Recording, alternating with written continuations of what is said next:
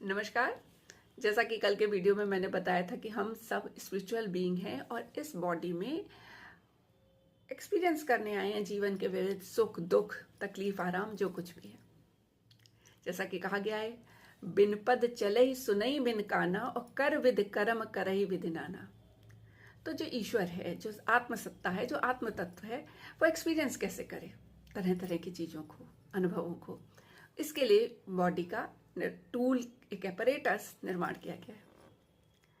अब जब बात आती है कर्म और कर्मफल की, तो हम सब लोगों का उद्देश्य सिर्फ एक ही है कि हम इस दुनिया को बेहतर बनाएं, विज्ञान के माध्यम से, बागवानी के माध्यम से, खेती किसानी के माध्यम से, या देश की सुरक्षा करने के सीमा पर प्रहरी बन करके, या अपने अपने छोटे छोटे काम जो हम बहुत छोटे छोटे काम करते हैं उसके माध्यम से, ताकि आने वाली जो जनरेशन है उसके लिए अपने इस भौतिक शरीर के माध्यम से ज़्यादा बेहतर एक्सपीरियंस वो कर सके।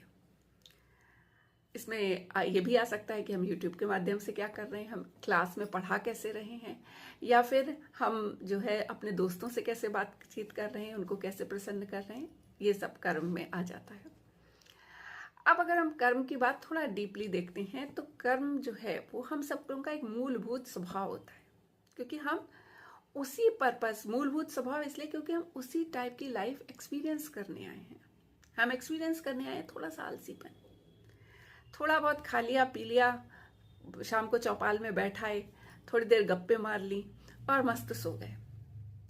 दूसरी तरफ हम एक्सपीरियंस करने आए हैं बहुत ज़्यादा मेहनती स्वभाव, ढेर सारी मेहनत, आगे आगे आगे बढ़ना चाहना। अब पहले वाले के पास आराम तलबी तो है लेकिन नाम पद पैसा नहीं, दूसरे वाले के पास नाम पद पैसा है लेकिन परिवार के साथ मस्त चाय पकौड़े खाने का समय नहीं, या सेहत का भी वो इतना ध्यान नहीं रख पाता है।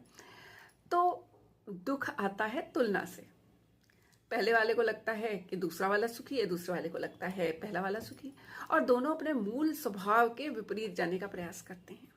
तो जब हम मोटिवेशन की बात करते हैं, उससे पहले हमें अपने मूल प्रवृत्ति की भी बात करनी पड़ेगी कि एक मूल प्रवृत्ति क्या है। जैसे कि आयुर्वेद है, वो तो आपकी नब्ज जांच लेता है और कहता है कि अच्छा आपकी कफ प्रवृत्ति है, तो ये चीज़ें आपके लिए अच्छी नहीं है। और मजे की बात है कि पित्त प्रवृत्ति वालों के लिए वही चीज़ें अच्छी हो जाती। तो हम अपने मूल प्रवृत्ति के से हट कर जब हम दूसरी तरफ जाने लगते हैं, वो हमारे दुखों का कारण बनने लगता है। तो वो कर्मफल डिफरेंट हो जाता है।